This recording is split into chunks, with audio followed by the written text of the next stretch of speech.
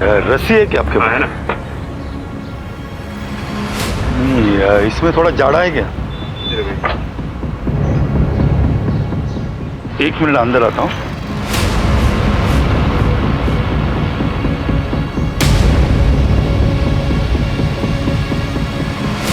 ये ठीक है, मुझे 15 मीटर देना।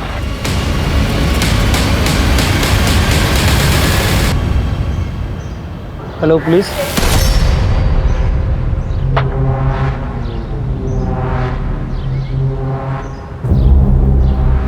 रुके। क्या हो? क्या कर रहे हो? कुछ नहीं, सामान खरीदने गया था। कैसे मारने वाले हो इस रस्सी से? अगर खुद लटकने का इरादा है, एक काम करो, इनको पुलिस स्टेशन लेके चलो। अच्छे से धुनाई करेंगे ना तो खुद ब खुद ठीक हो जाएगा। मैं समझ गया आप परेशान क्यों। सब, मेरा नाम जीवन कुमार है। मैं एक जल्लाद हूँ और जेल में लोगों को फांसी देने का काम करता हूँ। हर कोई अपने काम से जाना जाता है, भीड़ में भी पहचाना जाता है, लेकिन अगर कोई अपने काम के बारे में अपनों को ही ना बता पाए तो? मैं जिसकी बात कर रही हूँ वो अपने काम से अपनी रोजी रोटी कमाता है और उसका काम न सिर्फ कानूनन है बल्कि कानून के प्रक्रिया का एक अहम हिस्सा है। नमस्कार, मैं दिव्यांका त्रिपाठी दहिया क्राइम पेट्रोल सतर्क में आपका स्वागत करती हूँ। आज की ये कहानी सत्य घटना पर आधारित है जिसने मानवीय मूल्यों पर प्रश्न चिन्ह लगा दिए और इस घटना के चर्चे न सिर्फ उस प्रदेश में बल्कि पूरे देश में हुए और आज भी हो रहे हैं। कौन सी है ये घटना, आइए देखते हैं।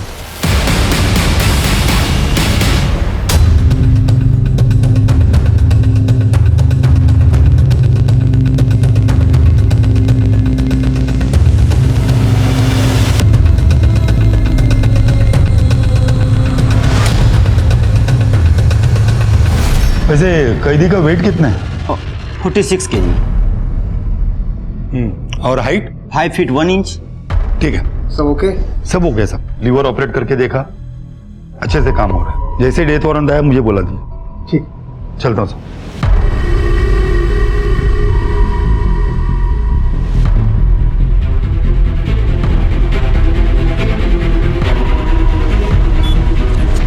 भाई माचिस है क्या?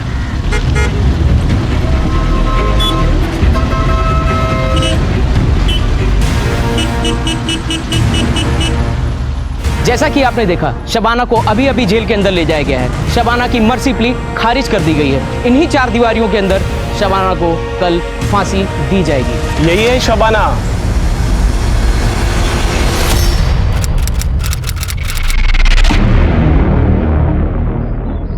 एक्सक्यूज मी, हाय। आप ही का नाम शबाना शेख है? हाँ। जी मैं तनवीर, आप ही के कॉलेज में मैं जूनियर हूँ। ओके। दरअसल मुझे आपसे वर्ड्सवर्थ के नोट्स चाहिए थे, अगर मिल जाते तो। हाँ श्योर, पर तुमने नहीं बनाए? नहीं, असल में मैं क्लासेस अटेंड नहीं कर पाया। बीमार थे? नहीं, बीमार नहीं था। वो सुबह सुबह मैं 3 कॉलेज में अखबार बांटने जाता हूँ, तो जब तक ये काम खत्म होता है तो क्लासेस ओवर हो चुकी होती हैं। तो अगर मिल जाते तो। हाँ ठीक है, मैं ले आऊँगी। Thank you so much and please continue. Bye bye. Bye. ये वाला कंप्लीट करो जल्दी। अरे भाई, घर में इतना अंधेरा क्यों है? अरे कोई है? Happy birthday to you, happy birthday dear अब्बू, हैप्पी बर्थडे टू यू। अरे बेटा, अब इस उम्र में हम क्या अपनी सालगिरह मनाएंगे? हम हर साल मनाते हैं और आगे भी मनाएंगे। तो ये सारा किया धरा तुम्हारा है ना? चलिए।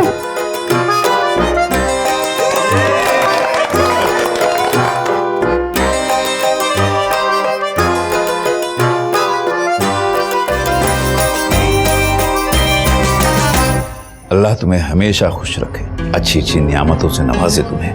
तुम्हारे जैसी बेटी हर अम्मी अब्बू को अल्लाह दे। चलो इसी बात पे एक फोटो निकालते हैं। चलो चलो चलो चलो चलो।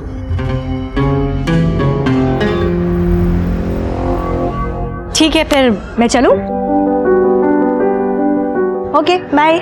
शबाना मैम, हेलो मैम, वो वर्ड्सवर्थ के नोट्स। अरे वो तो मैं लेकर ही नहीं आई। एक्चुअली मुझे मिली ही नहीं। मैंने शायद किसी को दिया था तो उसने रिटर्न नहीं किया मुझे, तो आई एम सो सॉरी। ठीक है, कोई बात नहीं। अरे look at your face, I am just kidding. लेकर आई हूँ मैं। ये लो। थैंक यू सो मच, आपने तो डरा ही दिया था। अच्छा, थैंक यू से काम नहीं चलेगा। अब मेरे नोट्स लिए तो कॉलेज में टॉप करना होगा। बिल्कुल पक्का? पक्का। वैसे तुम्हारा पूरा नाम क्या है? अजीब, तनवीर फारूकी। तनवीर फारूकी। जब फांसी की सजा हो चुकी है तो फिर ऐसे पेटिशन डाल के उसे डिले क्यों करवा रहे हो? देखिए जनाब, हम अपना काम कर रहे हैं, आप अपना काम कीजिए। मैं तो हमेशा से ही फांसी की सजा के खिलाफ रही हूँ, पर तुम्हें ऐसा क्यों लगता है कि शबाना निर्दोष है और हम उसे बचा पाएंगे? भरोसा, शबाना में पूरा भरोसा है छाया जी। जो लड़की खून नहीं देख सकती वो किसी का कत्ल क्या करेगी। खैर फिलहाल मैं चलता हूँ। अरे तनवीर, इतनी गर्मी में स्कूटर? तुम्हारी कार कहाँ गई? आप तो जानती हैं छाया जी, कोर्ट कचहरी के चक्कर में काफी खर्चा हो जाता है, बेचनी पड़ी।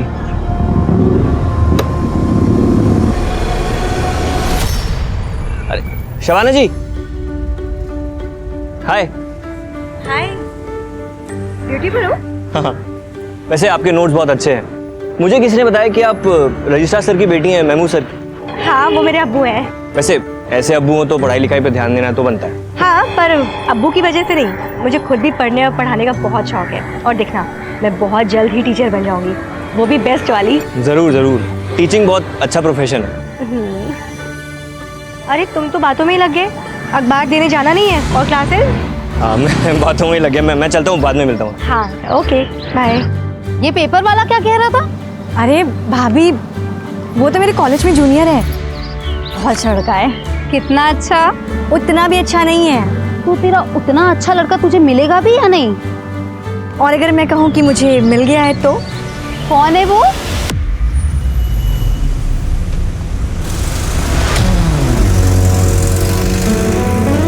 जमील।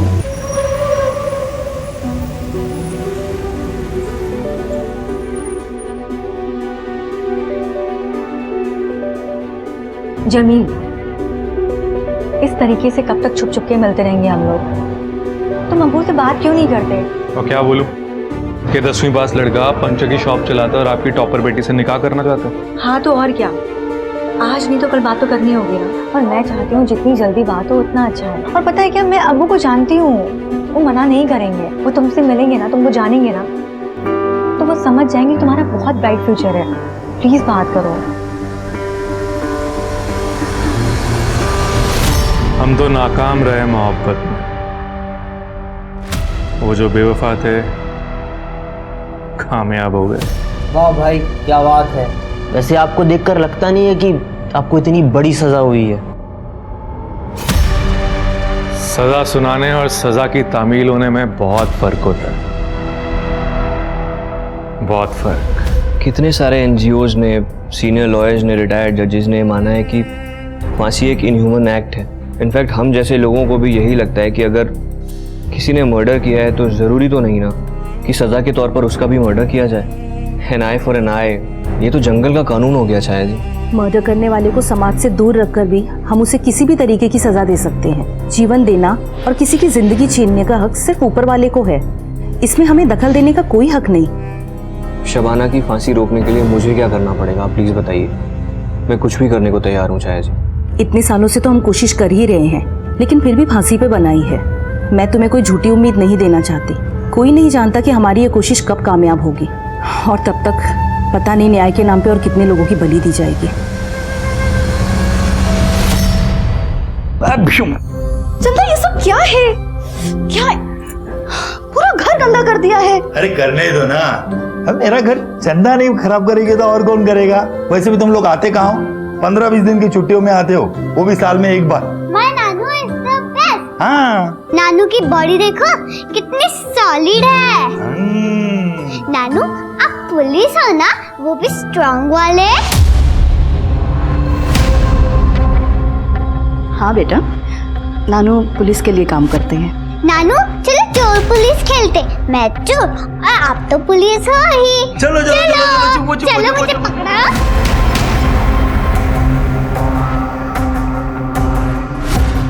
पता नहीं क्या होगा जब चंदा को पता चलेगा कि उसका नानू जेल में लोगों को फांसी देने का काम करता है, एक जल्लाद है।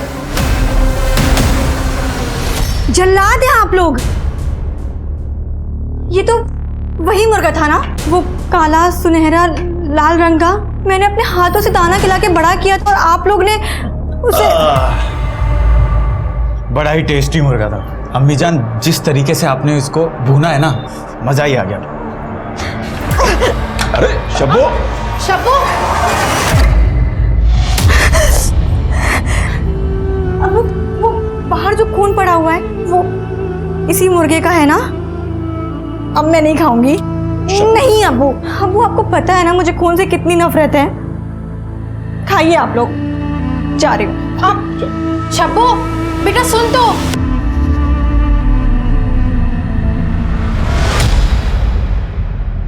आप यहाँ क्या कर रही हैं? आइए कुछ खाते हैं, चलिए। भूख मर गई है मेरी। पर हुआ क्या है? घर वालों ने मेरा पाला पोसा मुर्गा काट दिया, वो भी घर पर ही। पूरा खून खून कर दिया था। ऐसे कौन करता है? पता है मुझे खून से कितनी नफरत है। बहुत सारा खून था, 7 बॉडीज थी, बच्चे बूढ़े सब। उस वक्त जो इन्वेस्टिगेटिव ऑफिसर्स थे उन्होंने ये बात मुझे बताई थी। जब पुलिस पहली बार वहां पहुंची तो एग्जैक्टली क्या क्या हुआ था? रिपोर्ट के मुताबिक पड़ोसियों ने फोन किया था पुलिस को।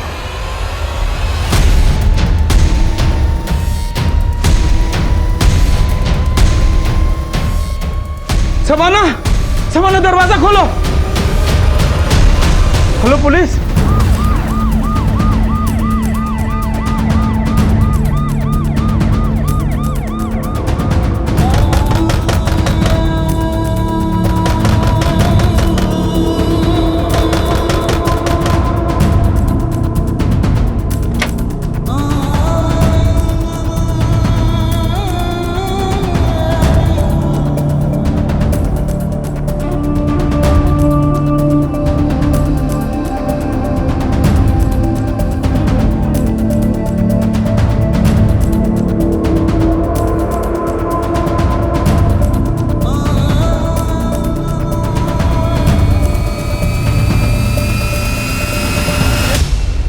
कवर कैसे हुआ?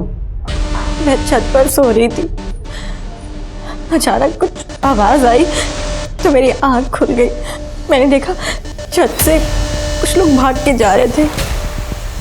मैं डर गई, नीचे भाग कर आई तो देखा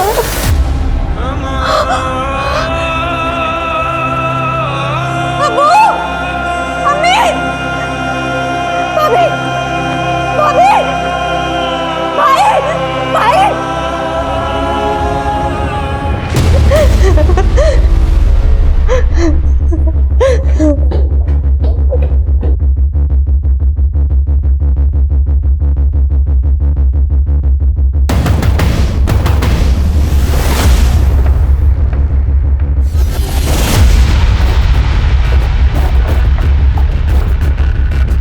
फॉरेंसिक टीम को बुलाओ और बॉडी का पंचनामा करो और सभी बॉडी को पोस्टमार्टम के लिए भेजो। स्ट्रगल या फोर्स एंट्री के कोई निशान मिले आपको? कोई स्ट्रगल के निशान नहीं है सर, ना ही घर में कोई फोर्स एंट्री। एक ही परिवार के 7 सदस्यों की इतनी क्रूर हत्या से पूरा शहर सख्ते में आ गया था।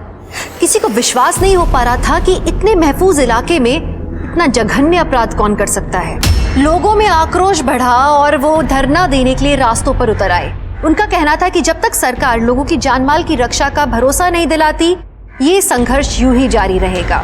2010 में उठा हुआ वो तूफान कुछ लोगों की जिंदगी में 2021 तक थमा नहीं था। जेल की 4 दीवारी में शबाना अपने अधूरे सपने और गुजरती हुई जिंदगी को अलविदा कहने की तैयारी कर रही थी। क्यों पानी डाल रहे हो? क्या काम आएगा तुम्हारा ये पौधा? खुद के लिए तो जानवर सोचते हैं, हम तो इंसान हैं। हमारे लगाए हुए पौधे किसी न किसी को छांव देंगे।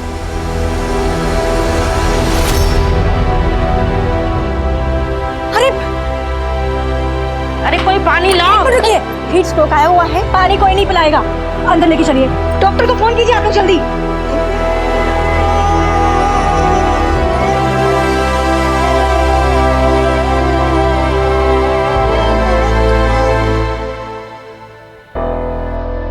माफ कीजिएगा, मैं नमाज कभी मिस नहीं करता। कोई बात नहीं, आइए बैठिए बैठिए। जी सर बताएं।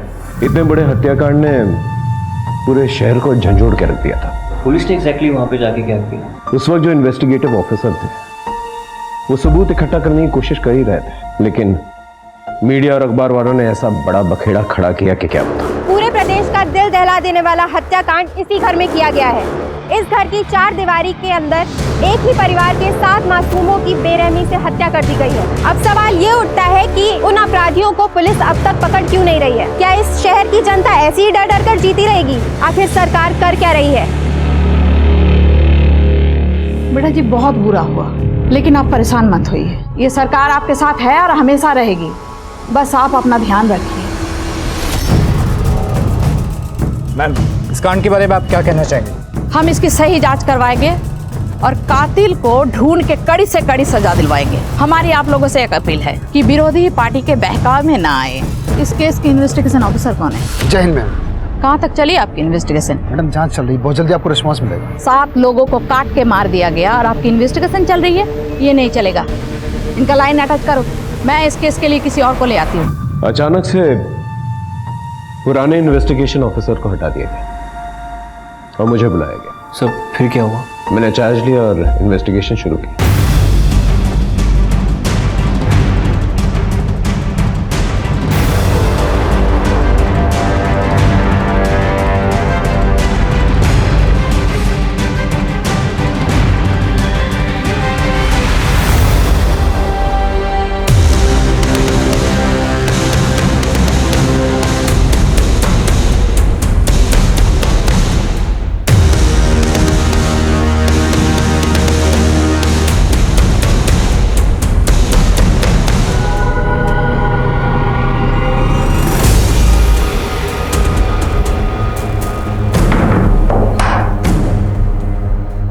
वारदात के वक्त जब आप लोग आए थे तो ये दरवाजा खुला था या बंद? बंद था सर। परिवार में सिर्फ एक ही लड़की जिंदा बची है? जी सर, शबाना। कहाँ है? नीचे के कमरे में, आइए।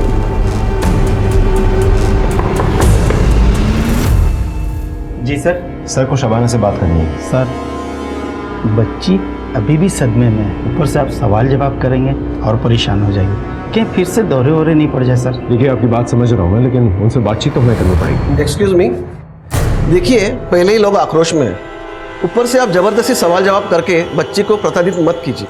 सामाजिक सरोकार और शांति बनाए रखने के लिए यहाँ का तहसीलदार होने के नाते हम आपको ये इजाज़त नहीं दे सकते। ये वॉल तकरीबन 12 से 14 फीट की होगी।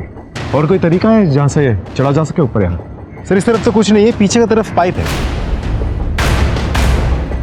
ये देखिए सर, ये दोनों पाइप्स इतने कमजोर है कि 50 किलो का आदमी चढ़े तो पाइप्स टूट जाएंगे। अब तक की इन्वेस्टिगेशन में किसी पे कोई शक?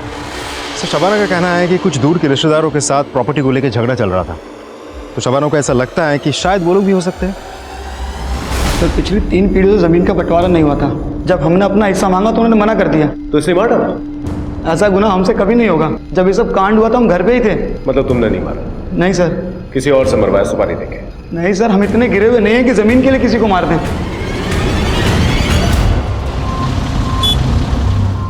सर शबाना ने खाना पीना छोड़ दिया है, दिन रात सिर्फ रो रही है।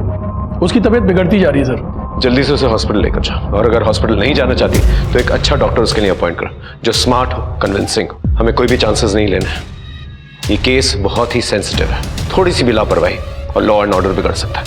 I hope you understand. Sir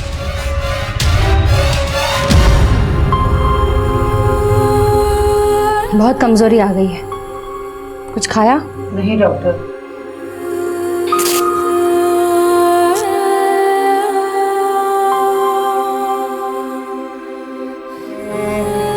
BP critically लो है। ज्यादा बीपी लो हुआ तो ब्रेन पे परमानेंट डैमेज आ सकता है। तुरंत हॉस्पिटल लेकर जाना पड़ेगा। चलो शबाना उठो।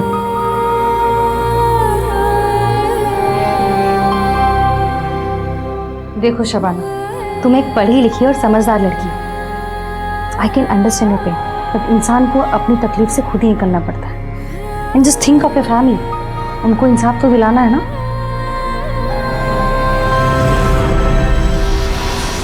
शबाना के अम्मी अबू क्या करते थे? अब्बू कॉलेज में रजिस्ट्रार थे सर, हरम भी घर संभालती थी। और ये बाकी लोग? सर ये शबाना का बड़ा भाई जावेद इंजीनियर था, छोटा भाई सरफराज MBA ग्रेजुएट था, भाभी आयशा BA पास थी। काफी पढ़ी लिखी फैमिली थी। जी सर। और ये कौन? ये शबाना की मौसेरी बहन है आफरीन। गांव में पढ़ाई अच्छे से नहीं हो पा रही थी और इनके घर में पढ़ाई लिखाई का अच्छा माहौल था, इसीलिए इनके पास आकर के रहने लगी। और ये छोटा बच्चा? सर ये शबाना के बड़े भाई जावेद का बेटा। वेरी सैड सर, छोटा बच्चा था, बेचारा कोलैटरल विक्टिम बन गया। शबाना के अब्बू और ये दोनों भाई, उनका कोई दुश्मन? नहीं सर, अभी तक तो हमारे पास कोई कंफर्म्ड इन्फॉर्मेशन नहीं आई है। पूरे परिवार की हिस्ट्री और बायोग्राफी निकालो और सभी के फोन्स की CDR निकलवाओ जल्दी। Right sir. सर।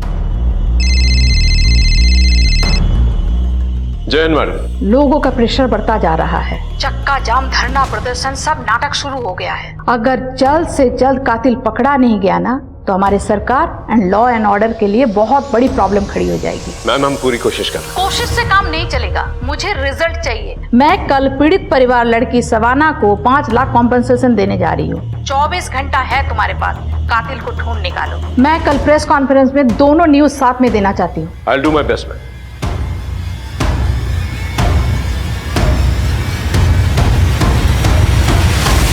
जैसे जैसे इन्वेस्टिगेशन आगे बढ़ी हमें एहसास होने लगा कि ये मामला कितना संगीन है। तो फिर आपने क्या किया?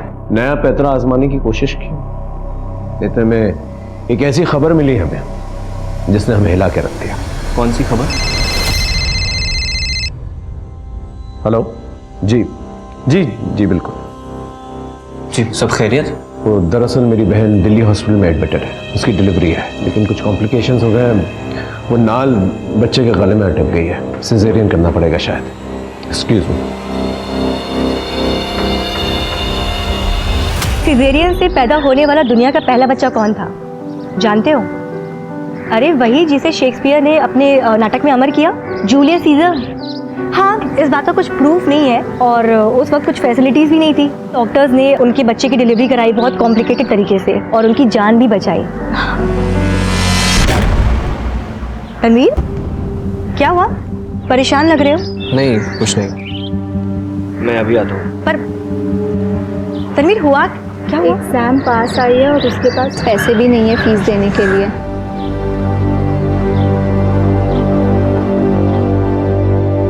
अरे शब्बो बेटा जी आ गई? हाँ। अच्छा बेटा, मुझे बोनस मिला है। अरे वाह। तो मैं सोच रहा था कि तुम्हें एक अच्छा सा मोबाइल लेके दे दूं, तो कल सवेरे जाते वक्त अपने मोबाइल के लिए मुझसे पैसे ले जाना और एक ढंग का मोबाइल खरीद लेना। अब्बू मुझे ना आपसे एक बात करनी थी। हाँ बेटा कहो ना। हमारे कॉलेज के कुछ स्टूडेंट्स के पास ना एग्जाम फीस भरने के पैसे नहीं है। वो उसमें से तनवीर जो हमारे घर पे अखबार देने आता है, तो मैं सोच रही थी कि जो आप मोबाइल के लिए पैसे दे रहे हो वो मैं तनवीर को दे दूं। तुम्हें क्यों बेटा? अब्बू वो पढ़ने लिखने में बहुत तेज है लेकिन मजबूर है, पैसे नहीं है उसके पास। तो अब्बू पता है अगर वो MA कर लेगा ना तो उसका फ्यूचर बहुत ब्राइट है।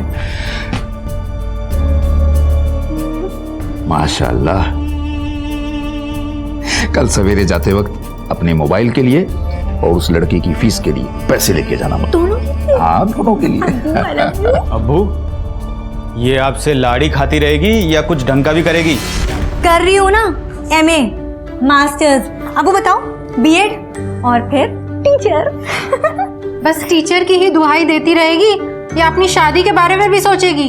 अम्मी मैं आप पर बोझ हो गई हूँ क्या? अरे भाई मैं कहता हूँ अगर वो अपने सपनों को पूरा करना चाहती है, टीचर बनना चाहती है तो उसे करने दो, शादी ब्याह तो होता रहेगा। अब्बू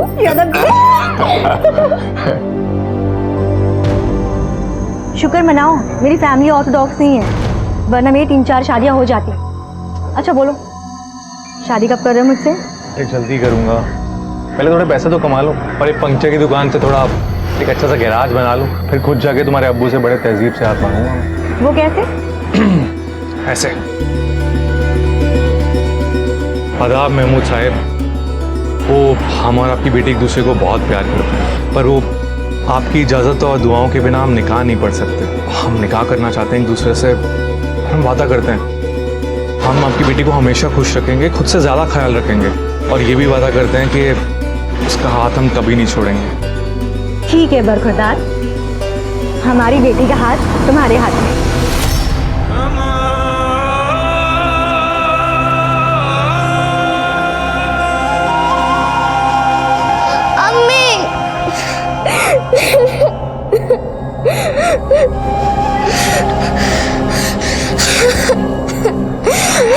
रोते नहीं है।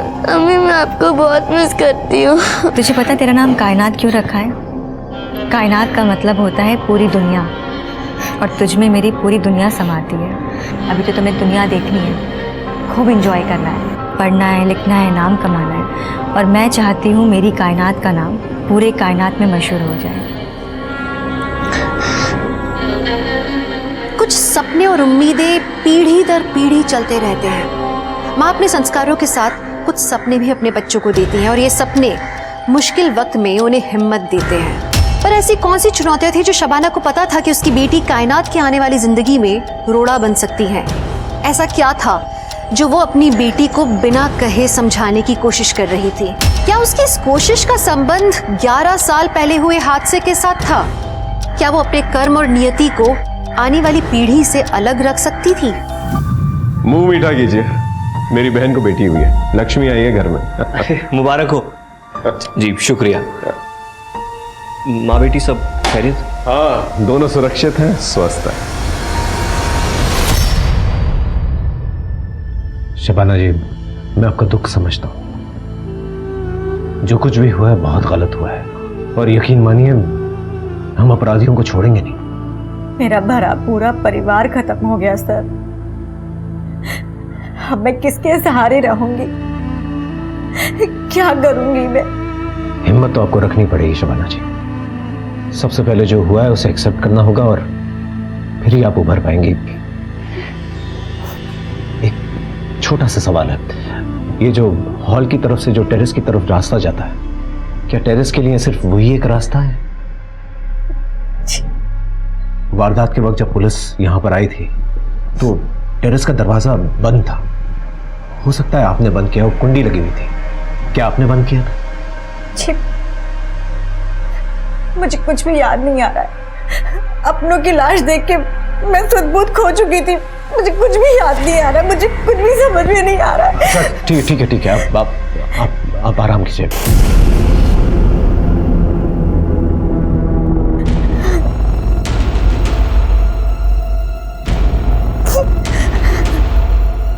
पुलिस अंकल, मेरी टीचर को इंसाफ मिलेगा ना?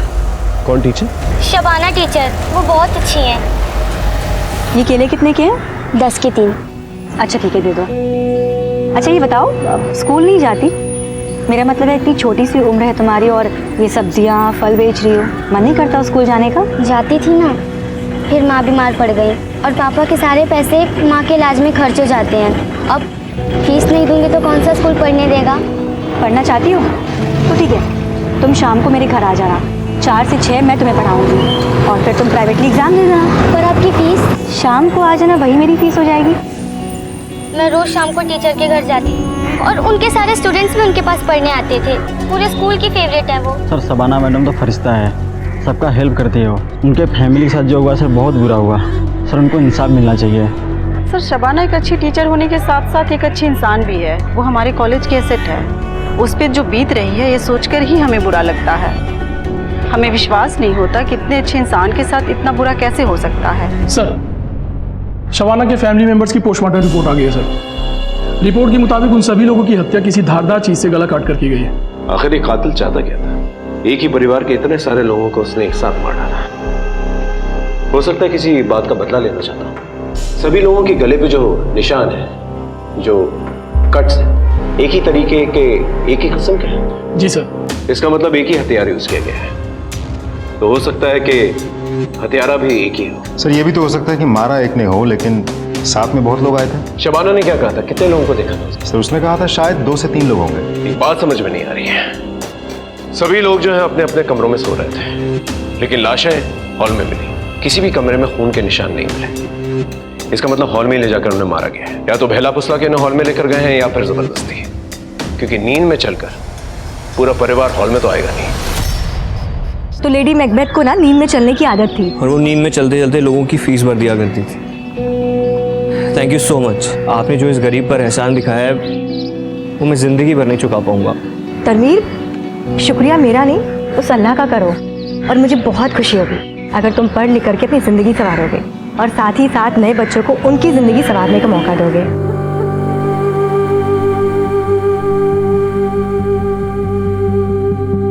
कायनात, तुम्हें भले ही मैंने अपनी कोख से जन्मा है, पर तुम्हारे अम्मी अब्बू कोई और है।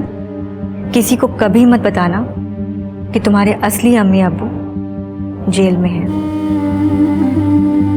प्रॉमिस? प्रॉमिस।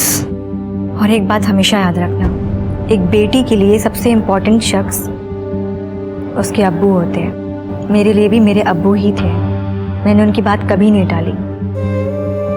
तुम भी अपने अब्बू की बात कभी मत टालना। चलिए, आपका टाइम हो गया है। अम्मी,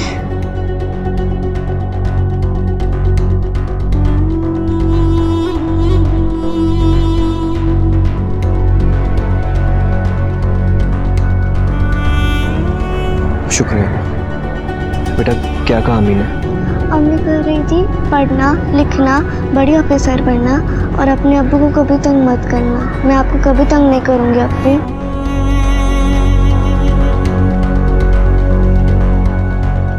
आपकी माँ को फांसी होने वाली है, आपको क्या कहना है? प्लीज पीछे हटिए आप। एक सवाल, तुम्हें तुम्हारी अम्मी ने क्या कहा? उनकी फांसी के बारे में आपको क्या कहना? देखिए प्लीज नो कमेंट्स। आप प्लीज हटिए, हटिए प्लीज। जैसा कि आप देख सकते हैं, शबाना की बेटी अपनी अम्मी से मिलकर जेल से अभी बाहर आ रही है। शबाना को जैसे ही फांसी हो जाएगी, यह बेटी यतीम कहलाएगी। आप देख सकते हैं इस बच्चे के चेहरे की मासूमियत। कितनी मासूम बच्ची है वो, बिल्कुल अपने चंदा की उम्र की है। आपको क्या लगता है पापा, उसकी अम्मी को फांसी होगी? इन मीडिया वालों ने बच्ची तक को नहीं छोड़ा। जिस बात को इतने सालों से छुपा के रखा मैंने, इन लोगों ने ब्रेकिंग न्यूज बना के छाप दी। मैंने और मेरी बीवी ने ना 5 साल में अपना खुद का बच्चा नहीं किया, सिर्फ इस वजह से ताकि कायनात का प्यार ना बढ़ जाए। क्या तुम्हारी वाइफ ने कभी ये जानने की कोशिश नहीं की कि तुम शबाना के लिए इतना क्यों कर रहे हो? मेरी बीवी मुझ पर बहुत ट्रस्ट करती, और उतना ही ट्रस्ट मैं शबाना पर करता हूँ, क्योंकि वो भी एक दौर था जब शबाना ने मुझ पर ट्रस्ट किया था, मुझ पर भरोसा दिखाया था और मेरी पढ़ाई कंप्लीट कराई थी। भरोसा करने वाले लोग बहुत मुश्किल से मिलते हैं, और तुम और शबाना बहुत खुशकिस्मत हो। शबाना की मर्सी प्ली का कुछ हुआ क्या? मुझे तो डर है कि कहीं ये मर्सी पिटीशन रिजेक्ट ना हो जाए और उसका डेथ वारंट ना इशू हो जाए। बट वो तो पहले भी इशू हो चुका है ना। सर, शबाना का डेथ वारंट तो इशू हो गया है, अब फांसी तो निश्चित है। पर फांसी दे नहीं पाएंगे। पर क्यों सर? क्योंकि डेथ वारंट में ना तो फांसी की डेट लिखी है और ना ही समय। उस वक्त तो शबाना की फांसी टल गई, पर अब क्या किया जाए? कुछ तो आइडिया निकालिए चाहे जी प्लीज। अब तक तो मीडिया ने टीआरपी के लिए हमारा इस्तेमाल किया, अब हम मीडिया का इस्तेमाल करेंगे। पर कैसे?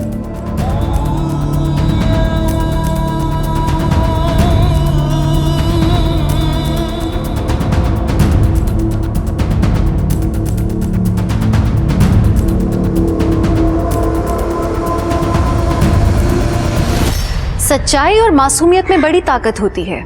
बड़े बड़े उसके सामने झुक जाते हैं, बड़े बड़े पहाड़ चकनाचूर हो जाते हैं। अपनी बेगुनाही पे इसी तरह से विश्वास रखते हुए शबाना ने 11 साल जेल में काट लिए थे, पर उसकी हिम्मत अब तक नहीं टूटी थी। जेल के बाहर रहकर भी यातनाएं सहने वाले तनवीर में शबाना की बेगुनाही को लेकर विश्वास अभी तक कायम था। कहां से आती है इतनी हिम्मत? सच्चाई से, मासूमियत से। अब सवाल ये उठता है कि जिस तरह की समाज की संरचना हमने की है, उसमें सुरक्षित रहने के लिए सिर्फ सच्चाई और मासूमियत काफी है? शबाना, कायनात और तनवीर, इन तीनों का क्या होने वाला था? ऐसा क्या घटने वाला था कि आगे का पूरा समीकरण ही बदलने वाला था? कायनात सो गई क्या? ठीक है, हाँ एक मीटिंग में हूँ, यहाँ से सीधा घर ही आऊँगा। ठीक। सर आप बता रहे थे कि आपको कोई खबर मिली थी जिसने आपको हैरान कर दिया था। मुझे डॉक्टर सीमा, जो उस वक्त शबनम की देखभाल कर रही थी, उसने ऐसी खबर दी जिससे मेरे पैरों तले की जमीन खिसक गई। Are you sure? आपको पता है ना कितना सीरियस मैटर है ये? हर अखबार का फ्रंट पेज न्यूज है ये, हर टीवी चैनल पे यही दिखाया जा रहा है। मैम मेरा भी फ्यूचर करियर दांव पे लगा हुआ है। आई जस्ट रिक्वेस्ट यू कि मुझे 24 घंटे और दे दीजिए and I will crack this case. आप क्या कहते हैं जी साहब? I think we should give 24 hours. ठीक है, बट बाद में मुझे कोई एक्सक्यूज नहीं चाहिए। I want result. Yes ma'am. Sir Mahmood family के सभी लोगों के कॉल रिकॉर्ड्स आ गए सर।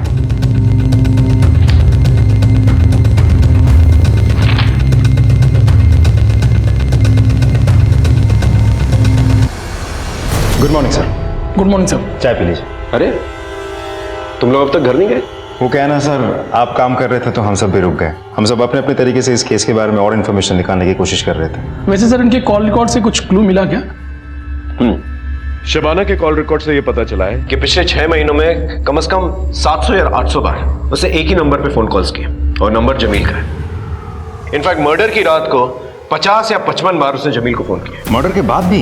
एग्जैक्टली यही बात मुझे भी खटकी थी कि शबाना ने जमील को क्यों फोन किया, पुलिस को फोन क्यों नहीं किया।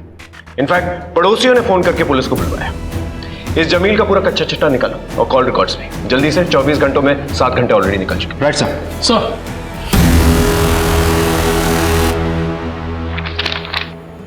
लीजिए। हाँ तो बरखुरदार, करते क्या हैं आप? जी मेरी पंचर की दुकान है, जावेद भाई जानते हैं, और बहुत ही जल्द मैं उससे गैरेज में तब्दील करने वाला हूँ। मैंने सुना है कि तुम्हारे वालिदैन।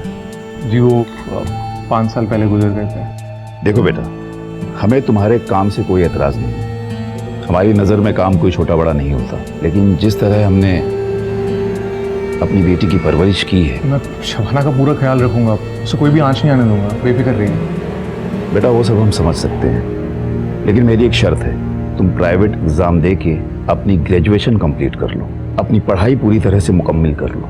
उसके बाद हम अपनी शब्बों का हाथ तुम्हारे हाथ में दे देंगे।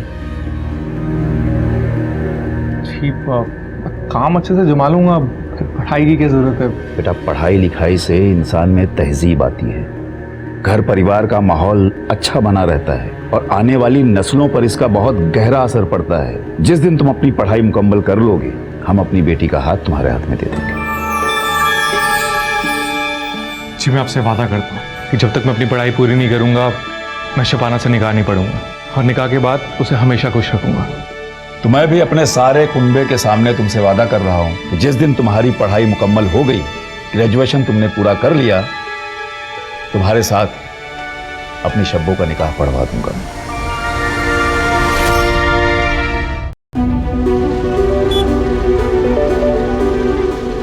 जमील। ओहो, क्या हालचाल बेगम साहिबा? बेगम साहिबा अभी तक बनी नहीं हूँ। तुम्हारे अब्बू ने भले ही शर्त लगा के सही, पर हाँ कह दी है। अब तो तुम हमारी बेगम साहिबा ही हो। अच्छा, जा रही हूँ मैं, अब्बू इंतजार कर रहे हैं। तो इंतजार तो हम भी कब से कर रहे हैं। चलो ना प्लीज, अरे चलो ना।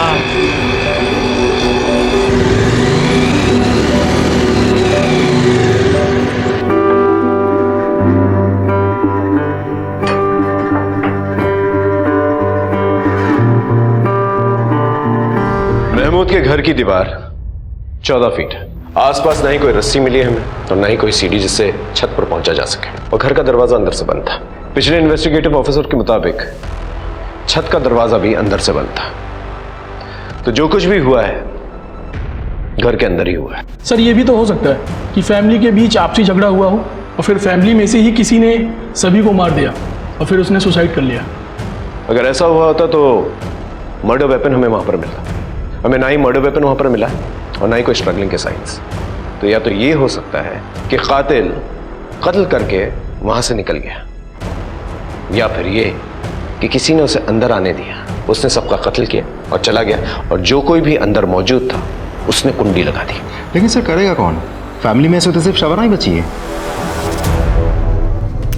पुलिस की थ्योरीज और चार्जशीट्स में बहुत सारी खामियां हैं। पुलिस का कहना यह है कि बिना किसी रस्सी और सीढ़ी के कोई भी 14 फीट की दीवार कैसे फांद सकता है। अगर दीवार के बराबर में एसयूवी खड़ी कर दी जाए तो 4 से 5 फीट तो वैसे ही कम हो जाते हैं। बाकी की बची दीवार तो कोई भी फांद सकता है। मुझे पूरा यकीन है कि शबाना को फंसाया गया है, और आप सभी जानते हैं कि शबाना की बेटी जेल में ही पैदा हुई थी और 6 साल तक वो वहीं रही अकॉर्डिंग टू द लॉ। लेकिन जब उसे फॉस्टर होम ले जाया जा रहा था तो शबाना ने एक ही प्लेन दाखिल की थी जिसमें उसने कहा था कि जिसने उसके परिवार वालों को मारा है उससे उसकी बेटी को भी खतरा है। और सबसे अहम सवाल ये कि जमील और शबाना दोनों को ही गुनहगार माना गया है, तो सबसे पहले शबाना को फांसी क्यों? ये पूरी की पूरी कहानी जमील के स्टेटमेंट पे आधारित है। क्यों? पिछले 6 महीनों में सैकड़ों बार शबाना ने तुझे फोन कॉल्स किए। प्यार करते थे एक दूसरे को तो बातें होती रहती थी। हालांकि घर वालों को ये मालूम था सब कुछ। उन लोगों ने तो हमारा निकाह भी तय कर दिया था। शबाना के पूरे परिवार की हत्या हो जाने के बाद भी शबाना ने तुझे फोन किया था। एग्जैक्ट तो मुझे याद नहीं है, पर बात हमारी होती थी। मर्डर के वक्त के फोन कॉल की बात कर रहे हैं। कोई कैजुअल फोन कॉल्स की नहीं। सर याद आया, मर्डर वाली रात तो हमारी बात ही नहीं हुई थी, उसका फोन ही नहीं आया मुझे। बात ही नहीं की? नहीं सर। याद आया? ये तेरे कॉल रिकॉर्ड्स।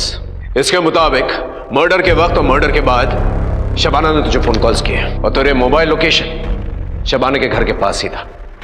अब सच बोलेगा या और मार खाएगा? सर मैं सच बता रहा हूँ, कोई बात नहीं हुई थी सर। मेरा यकीन कीजिए, मेरी बात हुई थी तो मैं बताता सर आपको। अच्छा तुझे ये तो पता होगा कि शबाना प्रेग्नेंट, उसके पेट में किसका बच्चा है? शबाना प्रेग्नेंट है? क्या बोल रहे हैं सर आप? चल ठीक है, डीएनए टेस्ट से पता चल ही जाएगा। तब तक इसकी अच्छी तरह से खातिरदारी करो, इलाज करो इसका।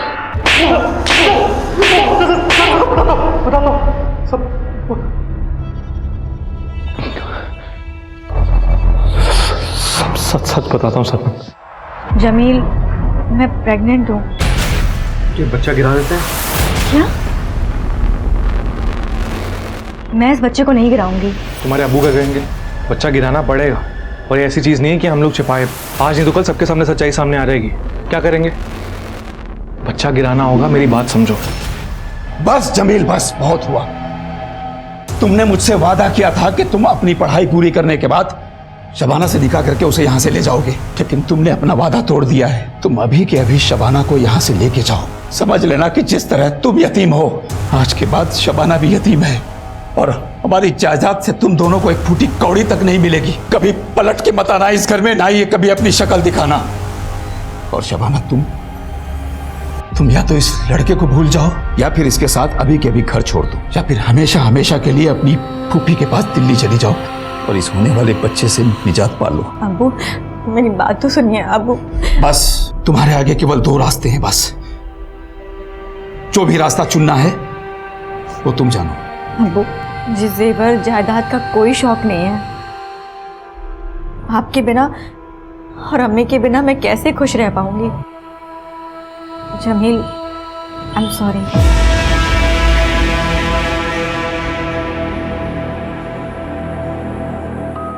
अब्बू, माफ कर दीजिए मुझे।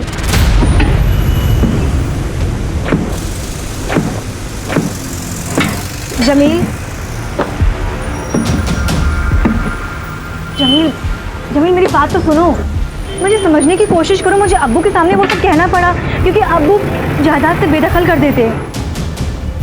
जमील, मैं इस बच्चे को जन्म देना चाहती हूँ, अच्छी जिंदगी देना चाहती हूँ। मुझे गरीबी में नहीं जीना है।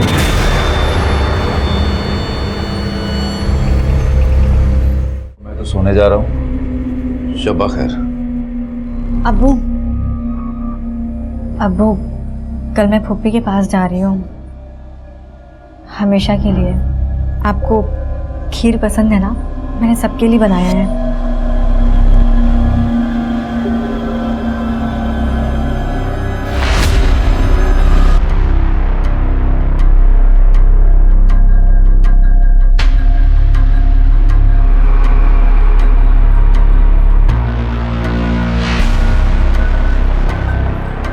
अम्मी,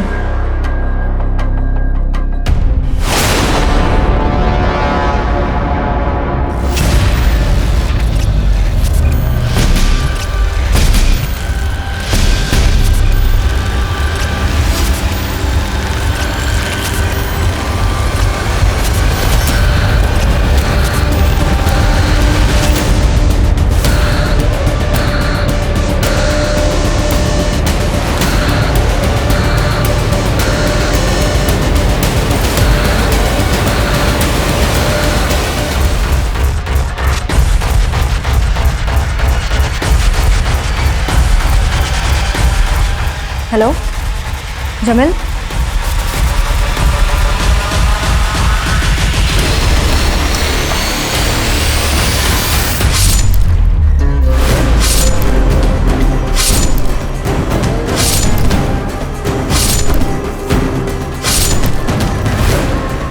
बच्चा अंदर है।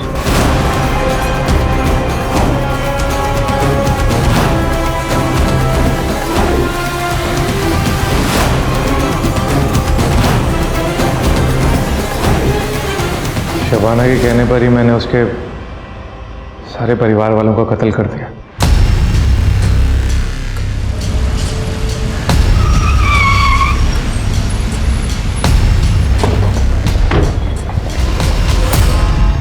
Shabana, you under arrest. चलो थाने। पर क्यों? मैंने क्या किया है? तुमने अपने बॉयफ्रेंड जमील के साथ मिलकर पूरे परिवार की हत्या की है। झूठ है ये, मुझे फंसाया जा रहा है। झूठ क्या है, सच क्या है, अदालत डिसाइड करेगी। लेके चलो इसे, ले चलिए। सर मुझे फंसाया जा रहा है, मेरी बात तो सुनिए। चलिए। मैं नहीं जाऊंगी। चलिए, बिठाओ इसे। मेरी बात तो सुनिए। ये अदालत शबाना और जमील को शबाना के परिवार के 7 सदस्यों के कत्ल का अपराधी मानती है और दोनों को फांसी की सजा सुनाती है। Both are to be hang till death.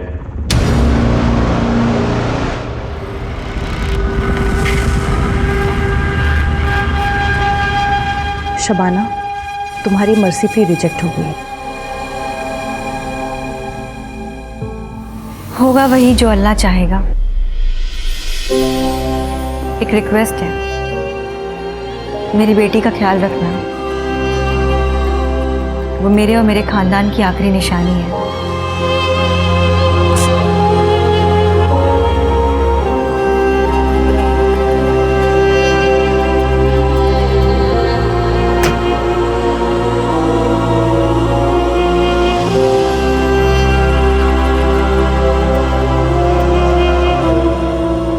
Okay sir, तो मैं फांसी की तैयारी करते।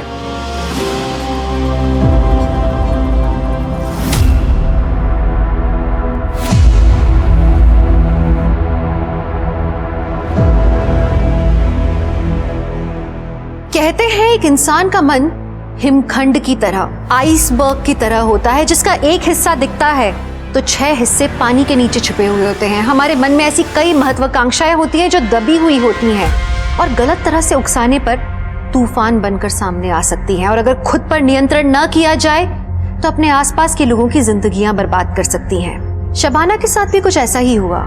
वो अपने परिवार से बेइंतहा मोहब्बत करती थी, लेकिन प्रॉपर्टी की लालसा और अपने प्रेमी के प्रति आकर्षण उस पर भारी पड़ा और उसने निर्ममता से अपने पूरे परिवार की हत्या कर दी। सोचिए, अपने परिवार को खत्म करने का निर्णय लेने से लेके अंजाम देने के बीच में अगर शबाना सूझबूझ से काम लेती, समझदारी से काम लेती, तो एक अच्छी इंसान कहलाई जाने वाली शबाना एक कातिल नहीं बनती।